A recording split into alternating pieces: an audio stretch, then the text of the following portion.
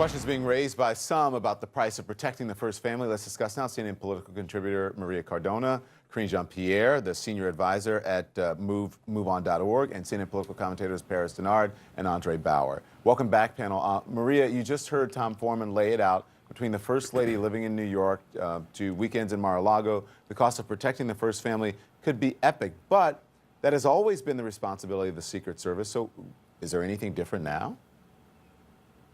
Well, there is a couple of things different here, Don. First of all, hypocrisy, which is nothing new when it comes to the Trump administration. He's full of hypocrisy day in and day out. He not only lambasted President Obama every time he would go on a trip, saying that it's taxpayer money, how shameful it is, that he doesn't spend enough time at the White House, that he's golfing every weekend. And in 2015, he gave an interview to The Hill where he said if he became president, he would rarely leave Washington, rarely leave the White House. So we now see that that is absolutely not true. The second thing I think that is a big issue, especially for Trump and his family, is the fact that he has 4 adult children that also need protection whenever they travel. And that's fine. Like you said, that is something that happens.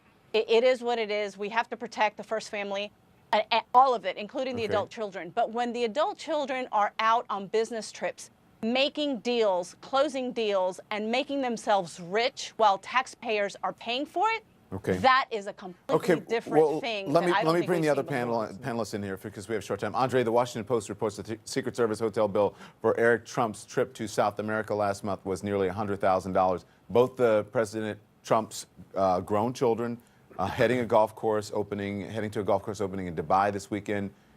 Any concern you think the Trump family's personal business and lifestyle costing taxpayers a lot of dough? Well, you know I'm a fiscal conservative, and so yes, when I heard just a minute ago in your story that 300 people travel with the president, to me, no matter if it's a Republican or Democrat, that seems excessive to me, and somebody ought to look into ways to save money. I think the first family needs to be protected no matter who it is, and we could argue, look, Bill Clinton bills the United States government to have Secret Service on his property, which to me seems a little bit crazy. It's legal, but he's the only person to ever do it. But you could go through all of them, of the trips they took, and maybe they shouldn't have taken some of these trips. But at the end of the day, we want the most powerful leader in the world protected. But can we do it in a more prudent and responsible way? Hopefully so, and hopefully somebody within this administration will look at it and say, here's where we can save some money. Because at the end of the day, the taxpayers are footing an extremely large bill. Yeah. Karine, you say this is hypocrisy?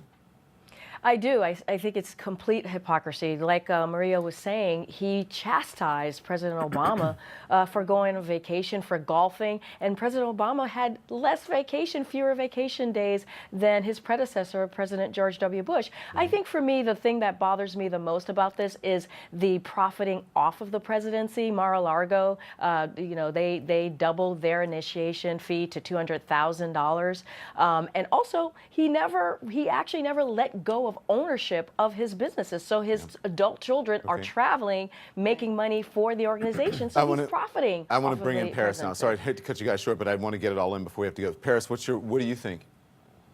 I think this is fake news. This is not a news story. Don, tell me what about it is fake, Paris. We're going to go. Are we going down this road again? Yeah, we are. Come on, Paris. I didn't interrupt any of you all. Let me just tell you why. The president is not breaking any laws, and he's not doing anything. It's not his fault. Okay, Paris, hold on. Let me ask you this. No. Let me ask you. I'm going to let you finish. I'm going to let you finish. Do you actually know what the definition of fake news is? What we're doing right now? No, okay. Well, because then you are part of the fake news because you are on the network and you're part of the... No. Fake news is when you... Hang on, let me explain to story. people out there watching and you what fake news is. Fake news is when you put out a story to intentionally deceive someone and you know that it is wrong. I don't know of anyone who has put out a story in the mainstream media that I can think of right now to intentionally deceive anyone. Now, people get things wrong. Sources sometimes come up empty, but no one that I know has put out anything to intentionally deceive someone.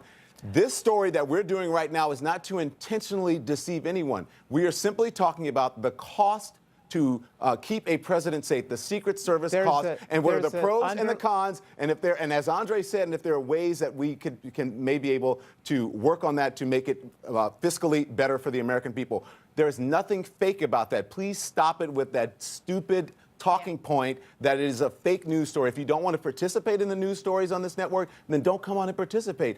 But don't call them fake because you don't agree with them. Go on.